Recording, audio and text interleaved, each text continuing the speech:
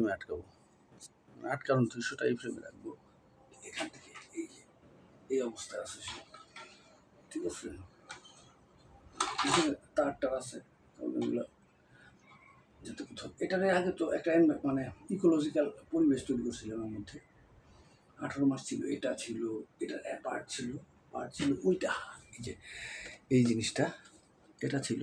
এইখানে কোডিং লেখা আছে কি করছিলাম, এটারেও আবার নতুন কিছু করতেছি। এটার মধ্যে লাগাবো না, কিন্তু এটার মধ্যে বোধ হয় আমি একবার এটা দেওয়ার কথা ভাবছিলাম এইভাবে।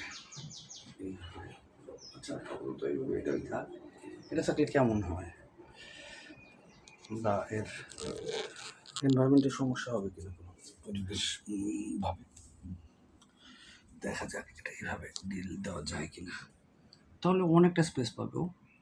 তারপরে এই দিক দিয়ে ওই দিক দিয়ে এই পাশে ওই পাশে আরও অনেক কিছু লাগানোর জন্য যাই রাখছি আমি, এখানে আছে, এখানে ছোটো বড়ো মিলে। হ্যাঁ, দেখা যাক কী করি শেষ পর্যন্ত রুমটা কেমন হয়। ওর খাবার দেওয়ার একটা সিস্টেম বাইরে থেকে করতে হবে, পানি চেঞ্জ করার নিচ দিয়ে একটা ইয়ে করে দিতে হবে যেন টেপের মতো পানি এক্সিট পয়েন্ট করতে হবে, আর উপর দিয়ে একটা ইয়ে লাগাই দেবো যাতে খাবার এবং ইয়ে দেওয়া যায়, পট টপট খুলে ফেলা যাবে, এরকম একটা সিস্টেম করব।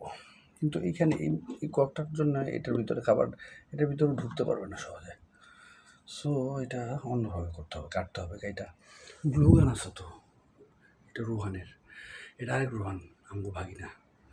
এক রোহান তো আমার ফাঁকি দিয়ে চলে গেছে। কেন তুই সুইসাইড করলি রে ভাই? আদিত্য, হিমু, তারপর রোহান।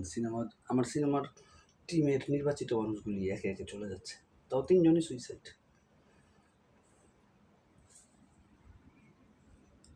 দেখা যাক কী করি এটাকে।